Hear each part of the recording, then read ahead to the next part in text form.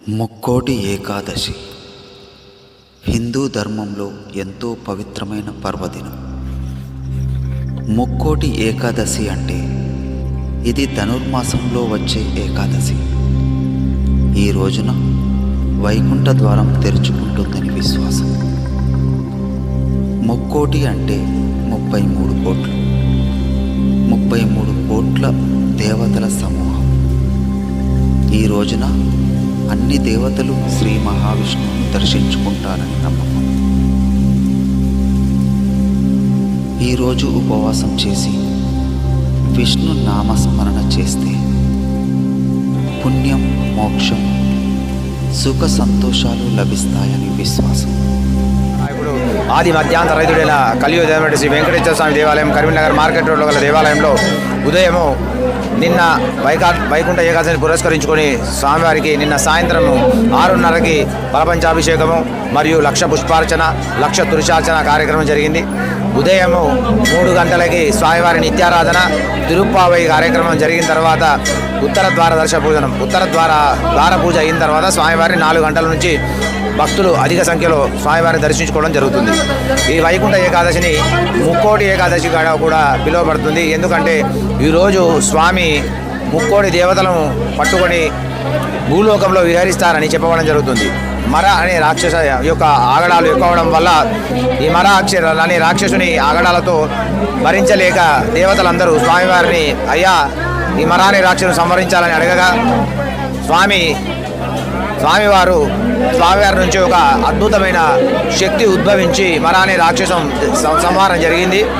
ఆ అద్భుతమైన శక్తిని ఏకాదశిగా పిలవడం జరుగుతుంది.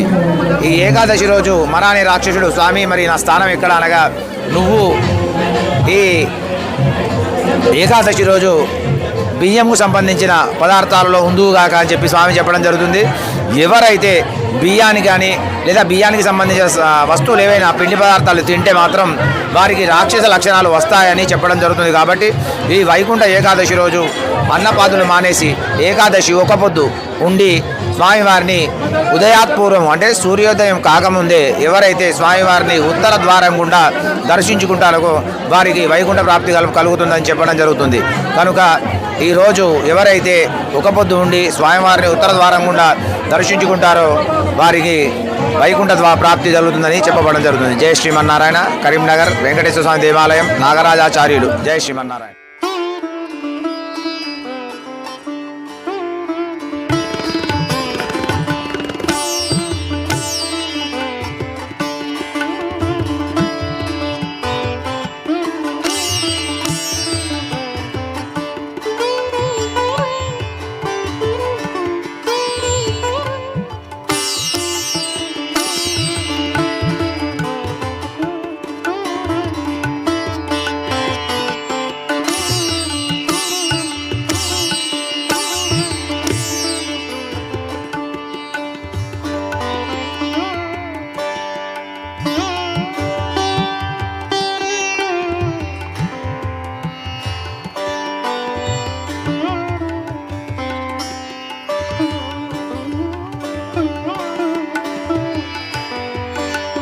గుడికి చరిత్ర 119 ఏళ్ళ చరిత్ర ఉన్నది.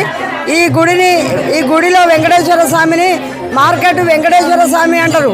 అయితే ఈ గుడిని ఎవరు స్థాపించారంటే ఒక 5 కులాల వాళ్ళు ఇక్కడ గుడిసెలేసుకొని ఇక్కడ నివసించే వాళ్ళ 5 కులాలు: ముస్లిము, బెస్తోళ్ళు, హౌసులోళ్ళు, కమ్మరోళ్ళు, కంచరోళ్ళు.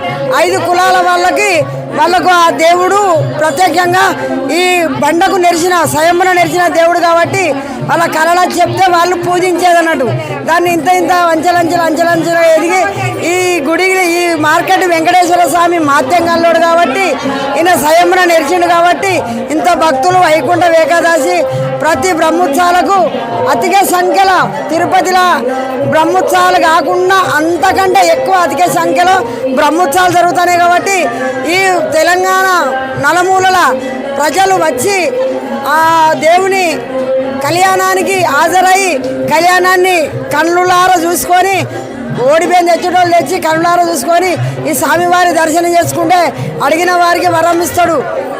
నేను కూడా 1988లో తిరుపతికి పోయినప్పుడు అంతకంటే ఒక రోజు ఇక్కడ దర్శనం చేసుకొని పోయినా. నేను కూడా 170 సార్లు తిరుపతికి పోయినా, 170 సార్లు దర్శనం అయింది.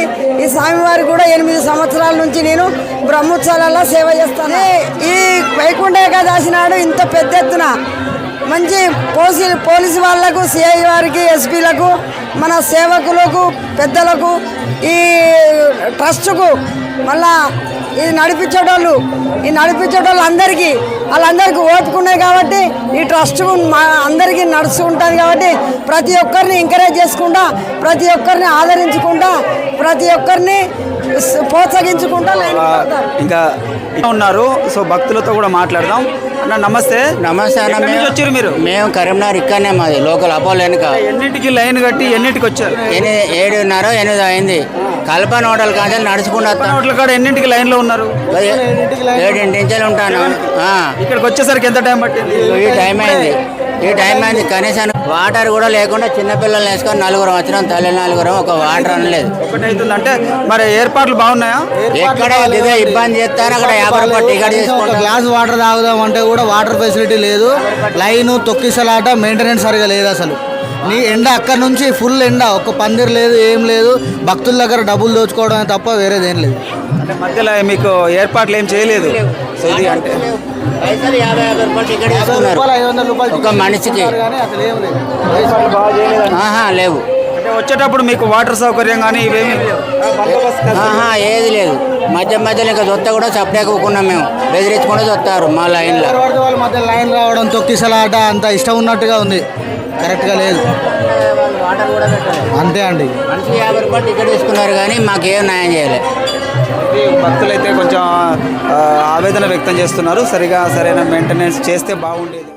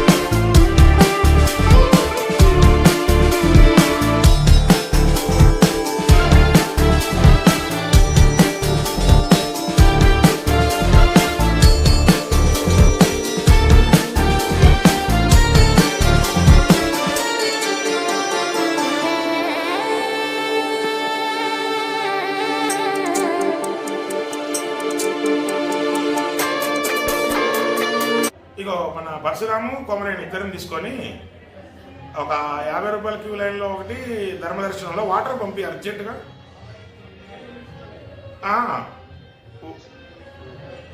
ఇప్పుడు టెంపుల్లో ఉన్నాయి, అవి తీసుకెళ్ళండి. క్యూ లైన్లో పెట్టించండి వాటర్. టెంపుల్లో కాసీను క్యూ లైన్లలోకి, బయట క్యూ లైన్లలోకి తొందరగా పెట్టండి. గ్లాసులు ఏర్పాటు చేయండి. తొందరగా సేవా సంతులను పెట్టి పోపియండి. ఇబ్బంది అవుతుంది, తొందరగా పెట్టించు. వెంకటేశ్వర స్వామి టెంపుల్ ఈఓ సుధాకర్ గారు మనతోనే ఉన్నారు. ఈరోజు ముక్కోటి ఏకాదశి సందర్భంగా భక్తులకు ఎలాంటి ఏర్పాట్లు చేశారనే విషయాలు సార్ని అడిగి తెలుసుకుందాం. సార్ నమస్తే. నమో వెంకటేశ్వర. సార్, ముక్కోటి ఏకాదశి సందర్భంగా భక్తులు అధిక సంఖ్యలో విజిట్ చేసే దర్శనం చేసుకుంటారు కాబట్టి సో ఎలాంటి ఏర్పాట్లు చేశారు? దానికి ఎన్ని వేల మందికి ఏర్పాట్లు చేశారు? భక్తులు గత సంవత్సరం కంటే అదనంగా రావడం జరిగింది. సుమారు 30,000 మంది భక్తులు వస్తారని అంచనా విషయం. ఇప్పటికి కూడా ఉదయం 3 గంటల నుంచి అనేక వేల మంది భక్తులు స్వామివారిని దర్శించుకుంటున్నారు. వీరికి ధర్మదర్శనం 50 రూపాయల క్యూ లైను, 500 రూపాయల దర్శనం, 3 లైన్ల ద్వారా దర్శనం ఏర్పాటు చేయడం జరుగుతుంది.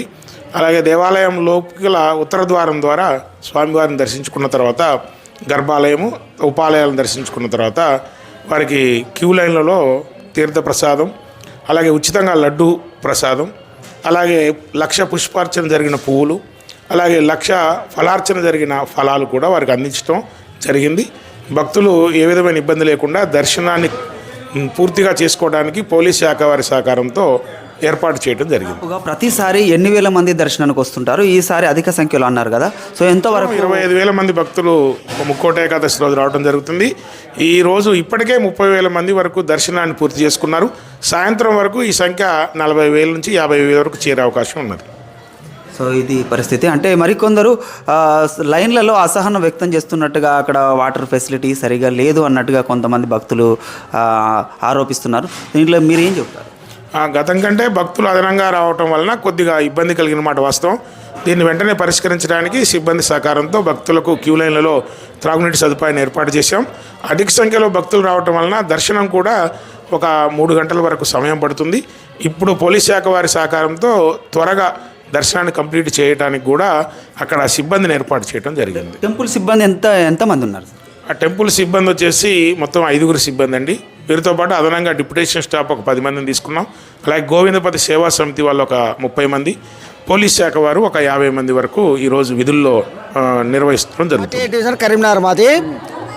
పోయినసారి కంటే ఈసారి ముక్కోటి వైకుంఠ ఏకాదశికి భారీ ఎత్తున కొన్ని వేలాది మంది భక్తులు పొద్దున ఎర్లీ మార్నింగ్ 1 నుంచి ఇంతవరకు కూడా కదలకుండా ఓపికతోనే ఉండడం చూస్తుంటే ఇది కరీంనగర్ కాదు, ఇది సాక్షాత్తు చూస్తే ఇది తిరుమల కొండ శ్రీవారి సన్నిధిలో అయితే ఎట్లా ముక్కోటి వైకుంఠ ఏకాదశి అంగరంగ వైభవం జరుగుతుందంటే అంతకంటే అంగరంగ వైభవంగా పోయినసారి ముక్కోటి వైకుంఠ ఏకాదశి కంటే ఈసారి పెద్ద ఎత్తున భక్తులు తరలి రావడం చాలా శుభదినమైనటువంటి రోజు. కరీంనగర్ జిల్లా ప్రజలు చేసినటువంటి పుణ్యఫలం ప్రపంచ దేశ చరిత్రలో కరీంనగర్లో వెలిసినటువంటి శ్రీ వెంకటేశ్వర స్వామి దేవాలయ ప్రాంగణంలో కూడా కొన్ని వేలాది మంది భక్తులకు కూడా తీర్థ ప్రసాదాలు లడ్డూలు కూడా పంపిణీ చేయడం సాక్షాత్తు చూస్తే ఇది తిరుమల కొండలో శేషాద్రి కొండలో కొలువైన శ్రీదేవి భూదేవి సాక్షిగా ఉదయించే సప్తగిరి సూర్యుడు సహస్ర వైనామాల సాక్షిగా ముక్కోటి వైకుంఠ ఏకాదశి సందర్భంగా భక్తులందరికీ శుభాకాంక్షలు తెలుపుతూ అందరూ మంచిగా ఆయురాలుగా ఉండాలని కోరుకుంటున్నాను.